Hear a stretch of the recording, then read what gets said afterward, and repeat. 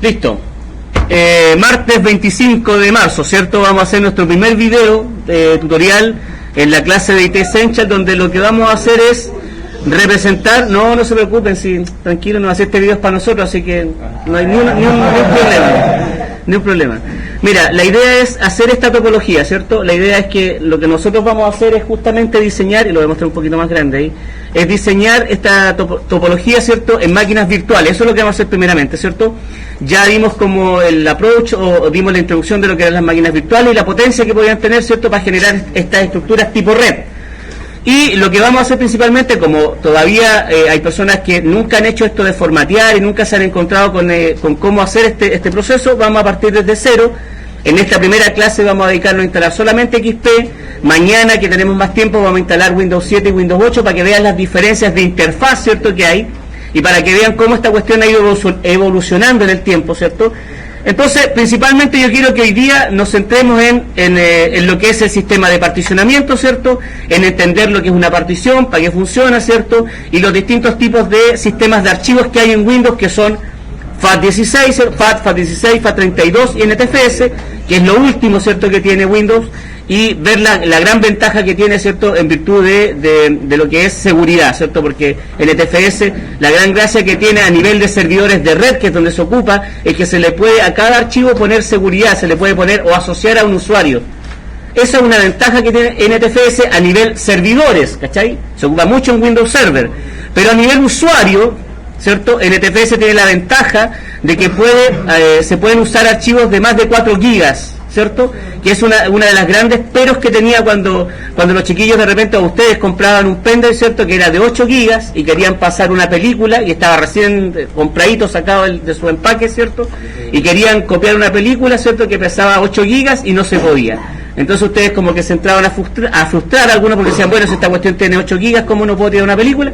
Y el problema era el sistema de archivo, que era FAT32, que no permite generar o copiar archivos, ¿cierto?, solos de más de 3 gigas. La solución, formatear el pendrive en el NTFS y está del otro lado, ¿cachai? Ya, vamos a hacer esto entonces. Vamos a trabajar con VirtualBox, que es una herramienta, como dijimos recién, que permite hacer esto de virtualización. Voy a minimizar eso ahí. Ahí tengo VirtualBox, ¿cierto?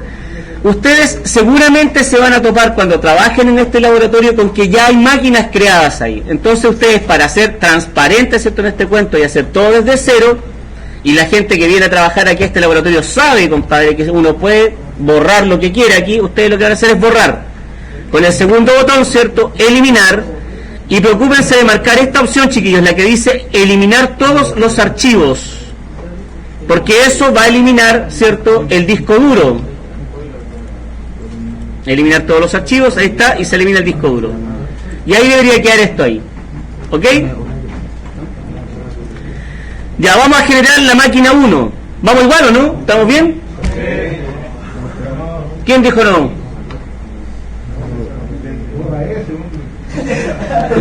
¿Vamos bien? Ya, listo, mira. Nueva máquina. Donde está el botón de nueva, ¿cierto? Me pide un nombre de la máquina. Obviamente le vamos a poner, y aquí hay que ser riguroso con esto, chiquillos. Yo soy súper quisquilloso con este cuento de cómo tienen que llamarse las cosas. Por ejemplo, la máquina 1 tiene que llamarse Windows XP 1, ¿cachai, no? Entonces ese es el nombre que va a tener. No, pues tiene que ser Windows XP 1, pues, compadre, como yo lo dije ahí. Esta va a ser, me parece que la ISO, chiquillos, es una ISO de 32 bits. ¿Cómo yo sé que es de 32 bits? Porque el nombre dice X86, la voy a mirar aquí, para que todos queden claros en ese sentido. En ISOs, que la tengo aquí, ahí dice, esa es de español, ¿cierto? Windows XP Professional con Service Pack 3, ¿cierto? X86 CD, hasta ahí, ¿cierto?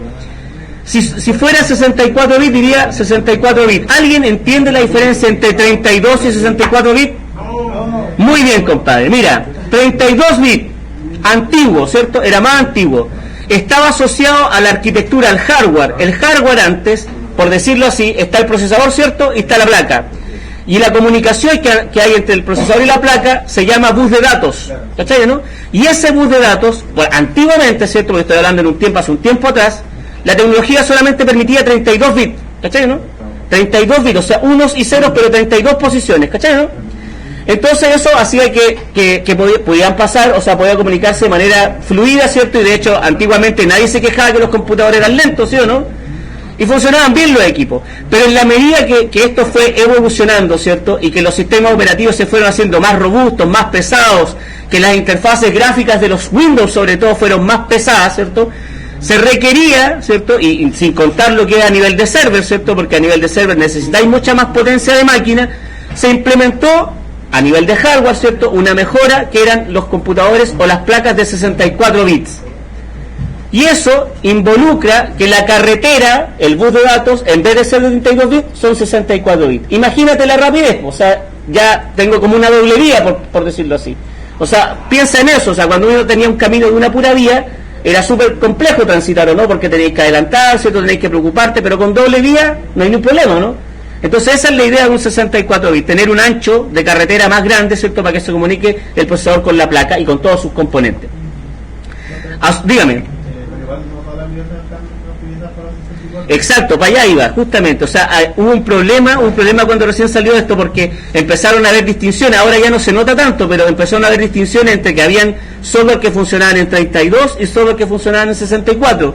Yo me acuerdo que cuando recién partimos, no sé, por instalar un Office de 64 en una máquina que no era 64 era un problema eso, ¿cachai?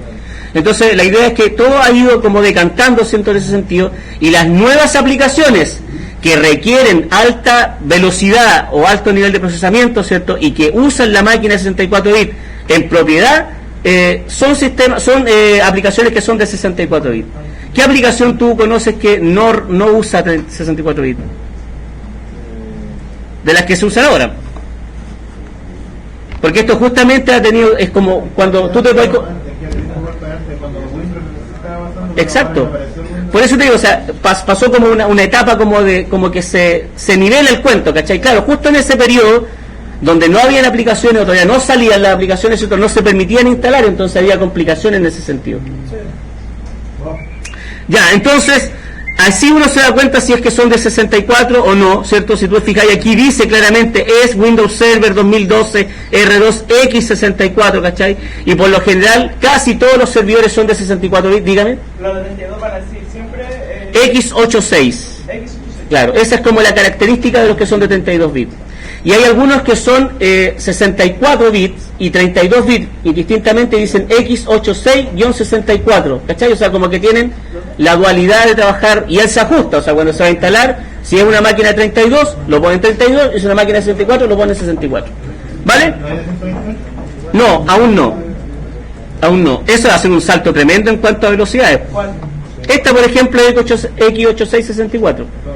Este DVD, que es de Fedora 20, que es el último Fedora que salió, viene en esa versión. O sea, tú lo puedes instalar en un 32 bits, en un 64, y él se ajusta. Ya. Listo. Dicho eso, vamos a lo siguiente. Entonces, por ser fiel a este cuento, marco aquí donde dice Windows XP. ¿Dónde está XP? Ahí está, XP 32 bits. Ahí está. ¿Vale? Siguiente. Obviamente, si esta es una máquina virtual, necesito entregarle lo que toda máquina virtual necesita, ¿cierto? Memoria, ¿cierto? RAM y disco duro, ¿cierto? Que lo demás, el procesador, la tarjeta de video, todas esas cosas, la saca de la máquina real. Pero aquí hay que hacer la distinción de cuánto le voy a dar. Entonces, digo acá, según el esquema, ahí está el esquema, dice que le voy a dar 1 GB de RAM, ¿cierto? O sea, 1024, ¿no? ¿Por qué 1024? ¿Pero por qué, po? Porque la sumatoria le suma los 22 de los 1000 Ah, es por el sistema que tiene que ver con el sistema de medición que es binario. Claro. Por eso son 1024 y no son 1000, porque uno podría decir 1 giga son 1000, ¿cierto? En la base decimal que estamos acostumbrados a trabajar, 1 kilo es 1000, ¿cierto? Pero acá no. Ya, 1024. Siguiente. ¿Crear un disco duro nuevo? Sí. Me da la opción de no poner un disco duro y me da la opción de usar un disco que ya exista. Lo que pasa es que imagínate que yo creo una máquina ya, creé la máquina, la tengo lista, la tengo instalada con todo, y resulta que quiero cambiar de máquina, quiero botar la máquina, pero no borrar el disco, ¿cachai? ¿No? Entonces lo que hago después es crear la máquina nueva y le engancho el disco que tiene el sistema. Por decirlo en términos físicos reales, o sea, ¿qué pasa? ¿Cuándo pasa eso? Imagínate que yo tengo esta máquina, ¿cachai? Que es la misma máquina que esta, y aquí está instalado el sistema, está listo, está funcionando, y resulta que este equipo se le echa a perder la pantalla. ¿Qué es lo que hace uno? Si este lo tengo de repuesto, agarro este, le saco el disco duro, ¿cachai, no? Que está con todo instalado, y se lo pongo a este computador, y como son iguales, va a funcionar impecable. Esa es como la idea de hacer eso, ¿vale? Ya, sigamos entonces, como aquí no tenemos nada de eso, vamos a crear desde cero, ¿cierto? El formato que va a tener este disco duro virtual, ¿cierto? Va a ser VDI, que es el formato nativo de VirtualBox, solamente por eso, ¿vale? Le damos siguiente, ¿cierto? Y aquí me pide el tamaño. Aquí hay que tener cuidado con esto. Aquí siempre hay que dejarlo o tratar de que siempre sea reservado de manera dinámica. ¿Cuál es la diferencia con que sea de tamaño fijo? Si yo lo dejo de tamaño fijo, ¿cierto? Y le digo que va a ser de, ¿cuánto? De 5 gigas, a lo mejor por las capacidades de procesamiento de mi computador no se va a demorar en reservar esos 5 gigas, porque lo que hace es reservarlos de tu disco duro real, ¿cachai, no? No se va a demorar tanto, pero imagínate cuando le pongáis un disco de 100 gigas, lo que se va a demorar en reservarlo, ¿cachai? Porque va a ser esa pega de separar o de dejar esos 100 gigas reservados para ti. Entonces, para que eso no pase y no te demores en esta creación de disco duro, lo que uno hace es dejarlo reservado dinámicamente, que quiere decir que lo va a ir haciendo crecer en la medida que sea necesario, ¿cachai, no? Y ahí él coloca un mínimo, ¿cierto? Y de ahí lo empieza a expandir. Entonces lo dejamos reservado dinámicamente. El nombre del disco, ¿cierto? Siempre le va a colocar el mismo nombre de la máquina, él, nativamente. Si tú querés cambiárselo, como tú queráis. Y ahí está el tamaño, ¿cierto? Que él ofrece un disco de 10 gigas, pero nosotros dijimos que nuestro disco va a ser de 5 gigas. Entonces aquí coloco 5. Ahí está. Y le digo crear. Ahí se creó el disco, ¿cierto? Y se creó la máquina. ¿Estamos, no? Listo. Ahora voy a iniciar la máquina. Y lo que me va a preguntar él aquí al iniciar la máquina es que yo le coloque, él va a detectar de que no hay un sistema operativo, que el disco duro está limpio, ¿cierto? Lo que pasa con las máquinas cuando están recién compradas. Y la única manera de poder instalar una máquina es poniéndole un disco, ¿cierto? Un CD con el sistema. Y ahí es donde entra a jugar nuestra ISO de Windows XP. Entonces la voy a buscar, ahí donde está ese icono que está ahí, ¿cierto? Pincho ahí y voy a buscar la ISO. No sé si está en descargas, en documentos, donde usted la tenga, ¿cierto? A mí me aparece aquí en ISO de inmediato y voy a marcarla, es Windows XP Professional con Service Pack 3. ¿Qué gracia tiene, compadre, que esta ISO sea con Service Pack 3? ¿Qué quiere decir eso? Exacto. ¿Y por qué son tan importantes las actualizaciones, sobre todo en Windows, compadre? Errores, justamente. Las máquinas Windows o los CDs de Windows por lo general vienen con muchos hotfix, así se llaman. Démosle iniciar nomás, démosle iniciar para que cargue este cuento. Vienen con muchos hotfix. Hotfix son, al tiro voy. Hotfix son errores, son hoyos de seguridad o errores en el sistema. Y eso se empiezan a liberar a través del Windows Update. Cuando uno actualiza el equipo, él empieza a reparar el equipo a través de Internet. Tantos hotfix se juntan, ¿cierto?, que arman un Service Pack, ¿cachai? Y en estos momentos ya tenemos un Service Pack 3. Y Windows XP ahora, hoy por hoy, suelta su soporte, ¿cierto? Y que eso, no sé si vieron las noticias, que estaban, principalmente la banca estaba preocupada porque los cajeros automáticos todos funcionan con XP. ¿Han cachado eso? Que de repente cuando el cajero está malo, de repente aparece como un logo de Windows XP. Entonces para ellos, para la banca, cambiar todos los cajeros, el sistema del cajero es complicado, porque ellos colocaban XP porque ya ha estado harto tiempo en el mercado, entonces ya está como más o menos parchado. Creo que en un país, no sé si Japón o China, no sé, que diga seguir soporte. De hecho, es que toda la banca a nivel mundial se puso de acuerdo y le van a pagar a Microsoft para que siga dándole soporte a XP. Microsoft de nuevo la hizo, compadre. Ya voy a poner una pausa aquí para ver con los chiquillos que no... vamos, mira. La máquina se inició, ¿cierto? Lo típico y lo que yo quiero que tú te des cuenta después cuando hagamos las instalaciones de Windows 7 y Windows 8, cómo cambia la interfaz de instalación. Aquí en esta interfaz, que era más antigua, ¿cierto? Uno se da cuenta que no hay ratón de partida adentro, ¿cierto? Funciona todo con teclas, ¿cierto? Porque es como ambiente tipo DOS. Entonces aquí yo miro las indicaciones y me dice que si quiero instalar XP presiono Enter, si quiero recuperar una instalación presiono R, o si quiero salir F3. Quiero instalar, o sea, presiono Enter, ¿cierto? La típica acuerdo de licencia, ¿cierto? El contrato de licencia que nadie lee, ¿cierto? Porque si no decide acepto no puedo instalar, pues compadre, está ahí como... Entonces ahí está el acuerdo de licencia, ¿cierto? Le damos F8, ¿cierto? F8 con avanzar página. Avanzar y avanzar página. ¿Sí? Ya. Ahí le digo ahora F8, ¿cierto? Para aceptar el cuento, aceptar el contrato.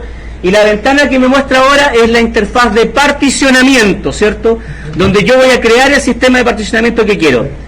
Habitualmente cuando uno compra un computador y uno tiene un disco duro de 1 tera o de 500 gigas, cuando vienen de fábrica, vienen con todo el disco ocupado en el C, ¿cierto? ¿Qué complicación podría tener eso? Actualmente, ¿cierto? Hay una complicación técnica que tiene que ver que los espacios, ¿cierto? De los tamaños que se generan mínimamente son muy grandes, ¿cierto? Lo cual hace que cuando yo quiero meter 1 kilo, ¿cierto? Y como los espacios, los bloques son de 32 kilos, se ocupa un bloque de 32 para meter 1 kilo, ¿cachai? O sea, se desperdicia mucho espacio.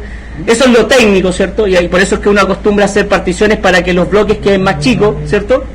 Pero el otro dato técnico, ¿cierto? Y que tiene que ver a nivel de usuario, es que cuando tú metís tu información, tu música, tus películas y todo su cuento, ¿cierto?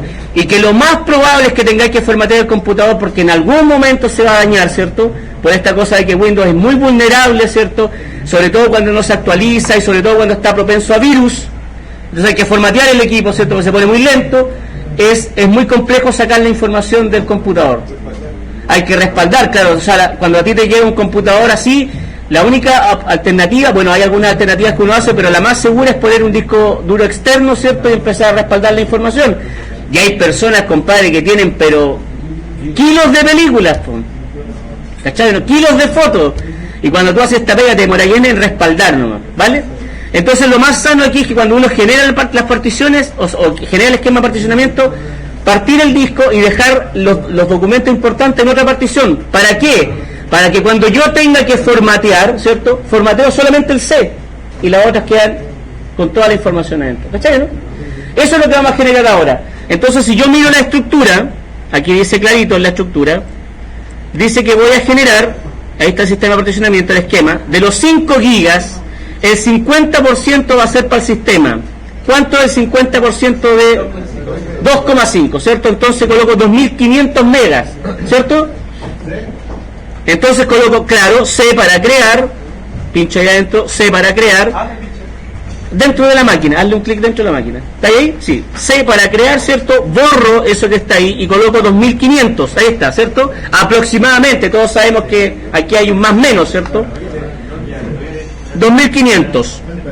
Le doy Enter, ¿cierto? Y se genera una partición en la letra C que dice de 2502 megas, ¿cierto? Que va a ser la del sistema. Me coloco abajo donde dice espacio no particionado, ¿cierto? ¿Sí? Y le digo ahora la siguiente partición. Me dice que el 25% va a ser para los documentos. ¿Cuánto es el 25% de 5? 1250, ¿cierto? Entonces coloco aquí C de nuevo, ¿cierto? En el espacio no particionado, borro eso y coloco 1250, ¿cierto? Y le doy Enter. Y me queda aproximadamente un saldo, ¿cierto? De 1357, ¿cierto? Que lo vamos a dejar íntegramente para la otra partición, para aprovechar todo lo que queda, ¿cierto? Y no dejar espacios sin ocupar. Lo vamos a aprovechar en la última partición que es de 25%, que es el Movies, ¿cierto? Entonces vamos a decir ahí, me voy a parar en el espacio no particionado de nuevo, ahí, ¿cierto? Le voy a decir crear y voy a ocupar todo el espacio que él me ofrece. Y le doy Enter. Siempre pierde un pedacito, compadre, que tiene que ver para efectos de administración, de disco, y todos los sistemas hacen lo mismo, ¿eh?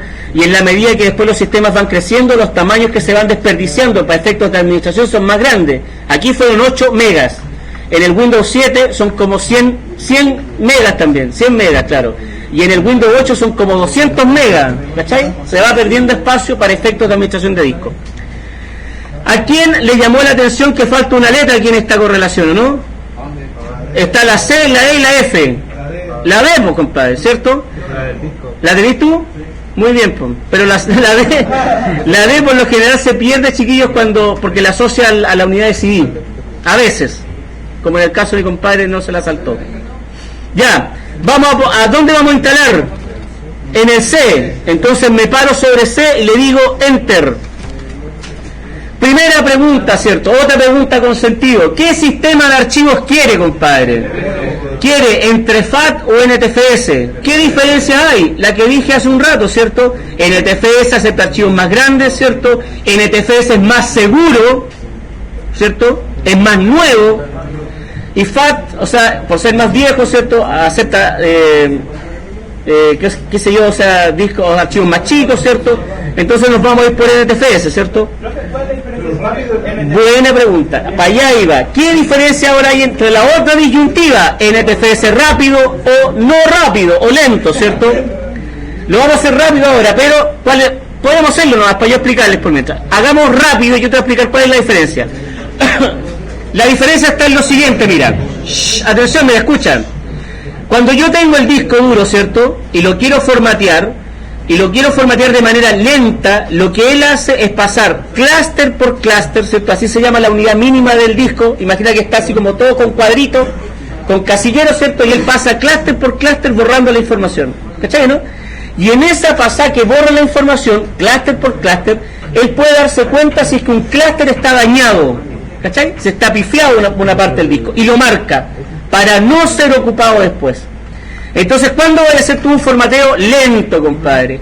Si a ti te llega un computador porque el equipo se pegó pantallazos azules, porque el equipo no puede copiar cosas y te dice que hay un error en el disco, obviamente el disco, por golpes de voltaje, de corriente, ¿cierto? Lo que hace es que la aguja, ¿cierto? Porque este es un plato, ¿cierto? Con un motor, con una aguja, ¿cierto? Cuando le llega un golpe de corriente fuerte, lo que hace es le pega un picotón al plato, ¿cachai, no? Y lo daña la superficie que tiene que estar, pero lisa, compadre, súper lisa. Entonces, como dañó el plato, ese sector ya no se puede ocupar, ¿cachai? Y si el sistema no sabe que no se puede ocupar, va a tratar de ocuparlo de nuevo, y cuando pase a leer por ahí, ¿cierto? Va a ser como un bache, y la aguja va a caer ahí, y va a saltar de nuevo, ¿cierto? Va a saltar y le va a pegar a otro lado, otro picotón. Y esa es la razón, chiquillos, por las cuales cuando uno tiene un sector defectuoso y no se preocupa de arreglarlo, ¿cierto? Tú te vas dando cuenta después que al tiempo después aparece otro, hasta que el disco muere. Ahora, yo siempre recomiendo cuando un disco, compadre, ya empieza a tener sectores defectuosos, yo no lo reparo, compadre. Estamos con la mentalidad gringa, compadre. Usted va y le dice al cliente, porque al final, si se daña la información de él, que es lo más privilegiado que tiene el usuario, ¿cierto? Y te va a decir, oye, pero si yo lo mandé a arreglar y tú me lo formateaste y tú no me dijiste que estaba malo, ¿cachai? Entonces usted se protege en ese sentido dando la mejor solución. Señora, señor, su disco no está malo, ¿cierto? Tiene estos sectores defectuosos. Si quieres, desgástate un poquito porque es bueno que el cliente también sepa qué fue lo que le pasó y darle esta explicación que yo te di recién, que es súper lúdica, que se dañó el disco y que no es seguro, ¿cierto? En términos de proteger su información, de que se guarde información en ese disco. ¿Cuál es la solución? Obvia, ¿cierto? Cambiar el disco duro completo. Y ahí uno hace el reemplazo del disco duro y empezar de nuevo. Cuando uno formatea, ¿es posible recuperar información de lo que se formateó? Cuando está... sí. Hay algunos programas que lo que hacen es recuperar información cuando ya se formateó. Y eso tiene que ver con el cuento de que al final como que cuando desmagnetiza o formatea, pasa como un imán por encima del cuento, se te va borrando la información, pero hay programas que son como muy quisquillosos y empiezan a rescatar pedacitos de información. Nunca uno rescata un archivo así como completo, o la película completa, ¿cachai? Siempre rescatáis como con alguna pifia, pero de repente hay personas que buscan eso porque quieren recuperar la foto, quieren recuperar el archivo que era importante, y uno puede hacer eso, recuperar con algunos programas, ¿cierto? Y por lo general, bueno, ¿cuál usa? Recoba, ¿cierto? Yo uso, es de Linux, ¿o no? No, yo uso uno que se llama PhotoRec, que es de Linux, que también hace lo mismo, ¿cachai? Que recupera información. Y dicen, ¿cierto? Estos programas yo no lo he comprobado, pero dicen que pueden sacar hasta 6 formateos para atrás, ¿cachai? Y pueden recuperar información. Entonces, ¿cuándo vaya a ser ese formateo lento? Cuando el disco esté malo. Cuando el disco está nuevo y no tiene partición, obviamente la única opción que te queda es hacer el formateo lento, ¿cachai? Dígame. Hablando del disco Sí, pues. Sí, pues. O sea, pero dañado, ¿en qué sentido dices tú que no cargue? Lo más sano ahí es usar, no sé si tú viste que aquí hay otra herramienta más que se llama Heroes Boot, que es el otro CD que te aparecía ahí, aparecía el disco de Windows 7, Windows 8, Windows XP, y hay otro que se llama HBCD, que es Heroes Boot. Ese programa, ese CD es un live, o sea, se coloca solito, no necesita sistema. Y por lo general cuando los computadores se dañan, y para rescatar información, ¿cierto? Cuando se dañan es porque el sistema no carga, ¿cachai? Y uno ahí como que no haya que hacer porque tenéis que sacar el disco, ponerlo en un computador como esclavo, ¿cierto? Donde esté el sistema corriendo para poder rescatar la información. Pero con este disco, uno coloca este disco live en la unidad de CD, arranca el computador, carga un mini Windows XP, ¿cachai? Y con eso te muestra la información del disco. Ahora, si el disco está muy dañado, ¿cierto? Como decía acá, lo que hay que hacer es tirarle estos programas, ¿cierto?, para poder recuperar información, pero nunca se rescata información 100%, ¿cachai? Siempre se pierde información, ¿vale? Ya, listo. En esta parte, ¿cierto?, lo que me está preguntando el sistema es modificar todo lo que tiene que ver con los valores de la zona horaria, ¿cierto?, el idioma, ¿sí o no? Entonces vamos a seleccionar esas cosas, pues vamos a personalizar aquí. Y aquí aparece Español Chile, no es Español Chile, esto, ¿cierto? O sea, perdón, España, dice Español Chile es lo que tenemos que marcar, ahí está, Español Chile. Y eso condiciona, ¿cierto?, el computador para el número, ¿cierto?, el formato del número, el formato de la moneda, el formato de la hora, el formato de la fecha corta y el formato de la fecha larga. Y la ubicación, compadre, que tiene que ver con dónde estamos aquí, ¿cierto? Estamos en Chile, ¿o no? Entonces estamos en Chile, hasta la mañana estábamos en Chile, ahí estamos, Chile, exacto, en Leica. En el idioma, obviamente aparece el idioma español, ¿cierto? En opciones avanzadas aparece esta opción, ¿cierto?, que tiene que ver con el idioma no Unicode, ¿cierto? Y seleccionamos también Español Chile. El no Unicode es como el estándar internacional, el estándar base. No sé si les ha pasado aquí en opciones avanzadas. No sé si les ha pasado, chiquillos, que de repente ustedes bajan un SRT, un subtítulo. Les ha pasado, ¿no? Que bajan un subtítulo y lo ponen en algún reproductor y se ve como raro, o sea, como las ñ se ven como con otro símbolo. Les ha pasado, ¿no? A eso se refiere el Unicode. Se refiere que hay un tipo de fuente que es como estándar, ¿cachai, no? Y el estándar para nosotros se llama UTF-8, se llama, así se llama el estándar de nosotros.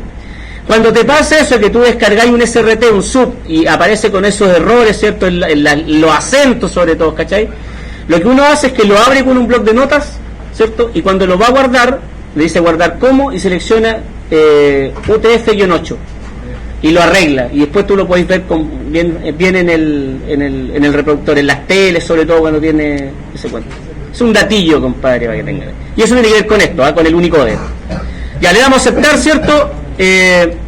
Me preocupo de que en el idioma, ¿cierto?, acá está, en el teclado esté el teclado latinoamericano, que es el que usamos nosotros, ahí está, ¿cierto?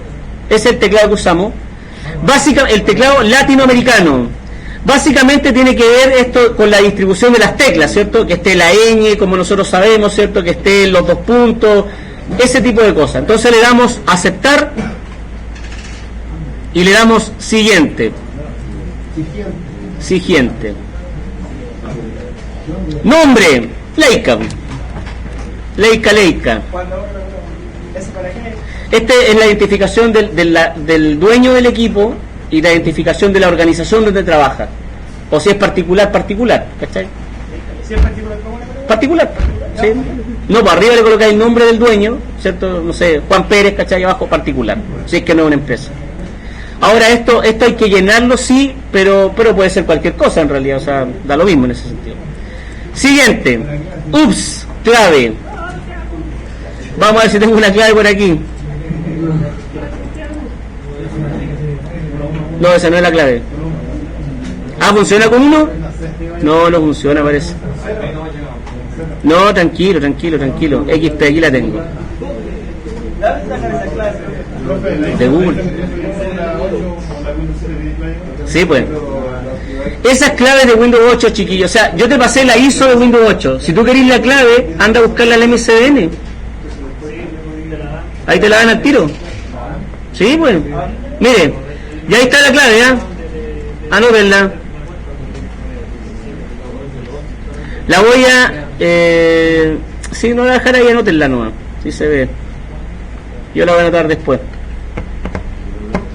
En el MSDN de INACAP, que se llama Proyecto Spark, ¿cierto? Dream Spark se llama. Dream Spark. Es una alianza que tiene INACAP con Microsoft. Y esa te permite... la serial duran como 2 años. 2 años. Y con esa serial, bueno, tú te evitas el cuento de estar pirateando, estar craqueando, ¿cierto? El sistema. Y te permite además descargar las actualizaciones, que es tan importante en Windows, ¿cierto? Descargarlas de buena forma. Eso también te permite, por ejemplo... ¿Qué antivirus usan ustedes? ¿Qué antivirus usas tú cuando instaláis? Avast, Avira. ¿Cuál? Ese ni lo conozco, compadre. Yo uso el Essential. Se llama Internet Security Essential, que es de Microsoft. Entonces, claro, como es de Microsoft, ¿cierto? Lo malo es que Microsoft, para bajar su antivirus, la idea es que estén licenciados, ¿cachai? Que podáis bajar las actualizaciones. Ahí uno lo puede instalar de buena forma. Pero como tú vayas a bajar tu licencia, que va a ser correcta desde el MSDN, ¿cierto? Puedes instalar Internet Security Essential, que es un buen antivirus, ¿cierto? Porque está hecho para Microsoft, ¿cierto? Es de Microsoft para Microsoft, y con eso deberíais no tener problemas. ¿Cómo? No, pues. No caduca, pues. No caduca porque tu licencia es original, po. Tu licencia es original. Y ojo, chiquillos, tienen que dejar activo el cuento de la actualización automática. Se recomienda eso. Un mal administrador de laboratorios, lo que hace es quitar esta cosa del Windows Update. Ahora, pero viene un problema, que ustedes lo van a resolver en el ramo de taller de sistemas operativos 2, que es Windows Server. Mira, ¿cómo resuelvo este problema? Mira, tengo todos estos con Windows, que fue lo que nos pasó cuando recién llegó este equipo, ¿te acuerdas o no? Tenían Windows 8. Y todos los equipos están, porque están licenciados y están bien, están descargando desde Windows Update. Y Windows Update hace uso de tu Internet. Y todos estos equipos navegando a Internet para bajar las mismas actualizaciones, satura el ancho de banda, ¿o no? Nos quedamos sin Internet, compadre. ¿Cómo solucionáis eso? Con el Windows Server, ¿cierto? Con un Windows Server, uno levanta un Windows Server aquí adentro de la organización, y uno hace que ese Windows Server, con un servicio que se llama WSUS, que se llama Windows Service Update Service, ¿cierto? WSUS, ese se conecta a Windows Update. Ese baja toda la actualización al equipo, y todos los equipos que están en la LAN se conectan contra ese equipo, ¿cachai, no? Entonces evitáis que los equipos vayan a Internet y descarguen las mismas actualizaciones, que es la razón por la cual los administradores de repente de las redes que son chicas y que no cachan este cuento del WSUS, quitan las actualizaciones automáticas que es garrafal, compadre, o sea, que a la escoba. O sea, hay algunos estudios que dicen por ahí, que no sé si serán ciertos o no, que en 6 minutos se te infecta un equipo con Windows, sin antivirus y sin la actualización automática. Ahora, que uno no se dé cuenta, obviamente, porque el sistema todavía no se manifiesta así como en propiedad, pero en 6 minutos dicen que te contagia. ¿Licencia de qué? Sí.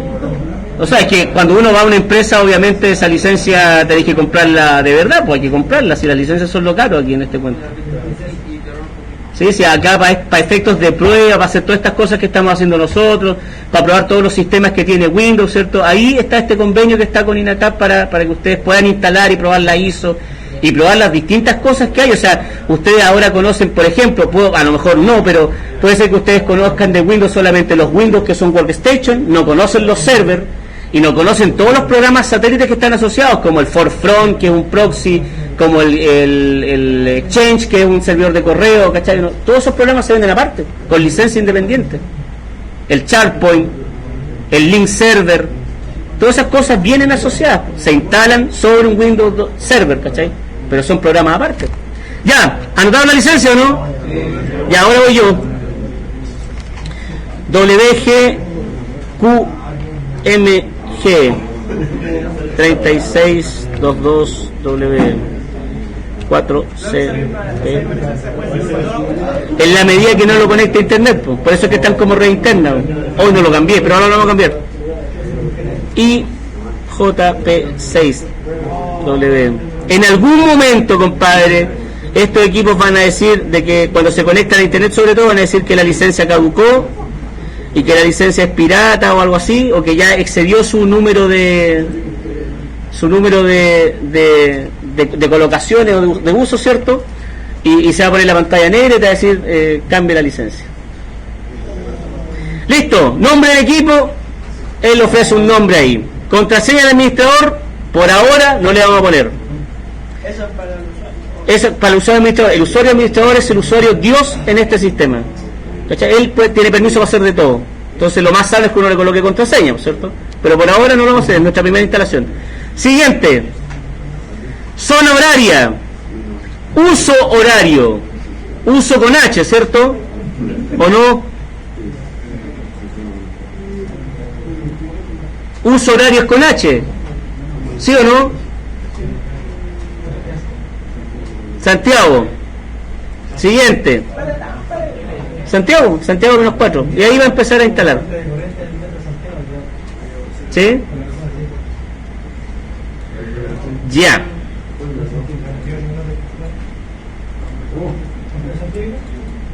Típica. ¿Cachai? Se nota que los equipos de ustedes son más rápidos que el mío. Ya están terminando algunos ya. Yo estoy... ¿Ve? Está jugando solitario ya. Ya, configuración típica o Spider, no sé, o qué es lo que juegan ahí. Típica. Siguiente. Grupo de trabajo, lo vamos a dejar así por defecto, por ahora, después lo vamos a modificar. Siguiente.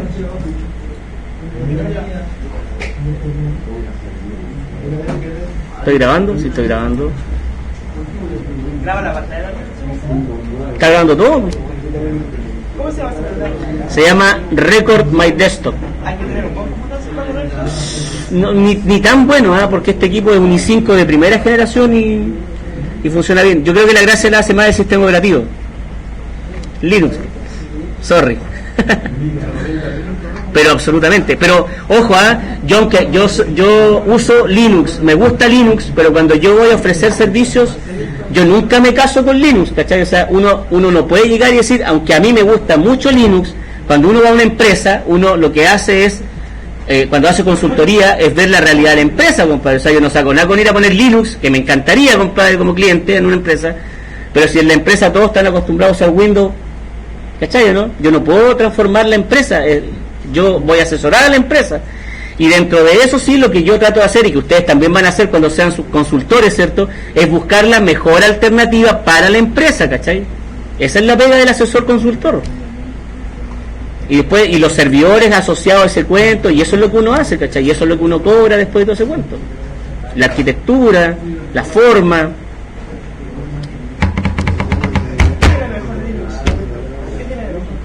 Mira, de partida el Linux no tiene virus. No hay ataques de virus. Y eso hace que no tenga que usar antivirus. Yo no tengo antivirus aquí. Entonces, al no tener antivirus, compadre, o sea, es más fluido el computador para conectarse a cualquier cosa. O sea, es mucho más rápido para descargar, es mucho más rápido para navegar. La administración de los recursos internos, memoria, disco duro, video y todas esas cosas. Video no tanto porque no sé, los drivers son nativos para Windows, ¿cierto? En las tarjetas de video, por una razón obvia que es el negocio de los juegos, ¿cierto? Pero es mucho más, es mucho mejor. O sea, mira, aquí hay chiquillos que han probado hacer estas cosas que nosotros hacemos con máquinas virtuales, con Windows 8, ¿cierto? Con un i7 de última generación, y el equipo empieza a guatear, porque lo malo que tiene Windows es que no administra bien los recursos, la memoria sobre todo, o de repente el procesador, están trabajando los chiquillos cuando hacen estos trabajos que son más o menos grandes, ¿cierto?, que hacemos nosotros, y de repente el computador a pito de nada se pega un pic de calentón de uso de CPU y después baja así como haciendo nada, ¿cachai? En cambio aquí en ese sentido este equipo es mucho más, a ver, deja si está el monitor, ahí está, es mucho más parejito, mira. Recursos, mira, ahí está cómo están los recursos de mi sistema, mira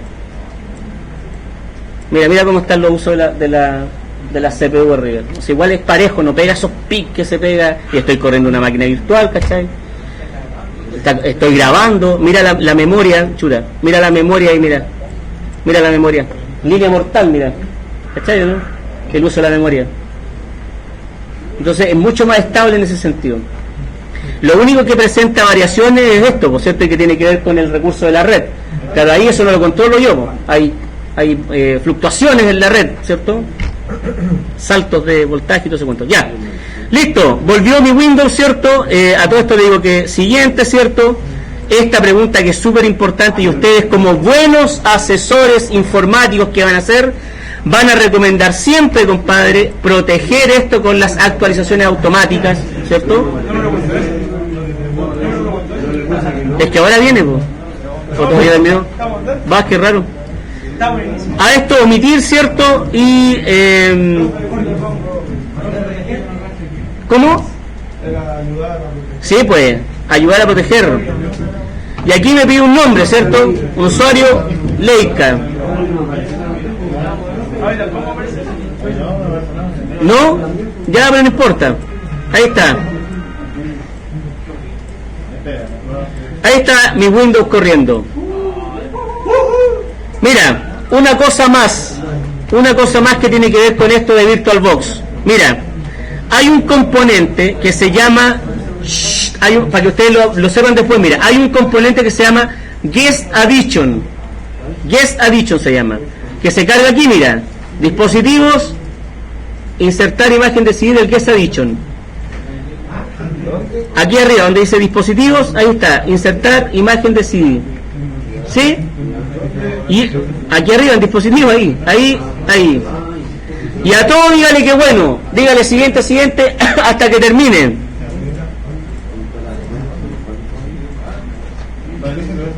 Aquí te voy a explicar. Eso, por ejemplo, lo que hace es que genera este programa, cuando se instala, genera una red entre mi equipo anfitrión y el equipo virtual. ¿Cachai, no? Yo puedo tirar cosas para allá, para adentro, cierto archivo, puedo hacer esa suerte de cuenta. Y además tiene la ventaja de que yo puedo tirar la máquina virtual en pantalla completa. Y cuando la tiro en pantalla completa, nadie se da cuenta que estoy trabajando con este cuento, ¿cachai, no? Mira, continuar, a todo que bueno nomás, y reiniciamos la máquina. Ahí se reinicia la máquina.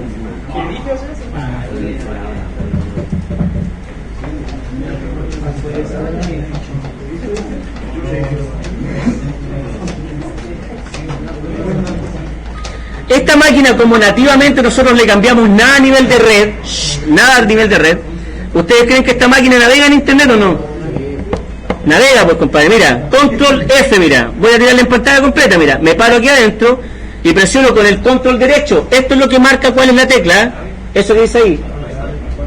Ahí dice control derecho, lo dejo cargado y digo F. Y ahí me dice cambiar. ¿Cuál control derecho de acá? Sí, pues, derecho. Cambiar. Y ahí lo tiene en pantalla completa, mira. ¿Cachai? Ahí está el Windows en pantalla completa. Control derecho, F y Enter. Mira, inicio Internet. Vamos a cargar Google. Ahí está. ¿Ve?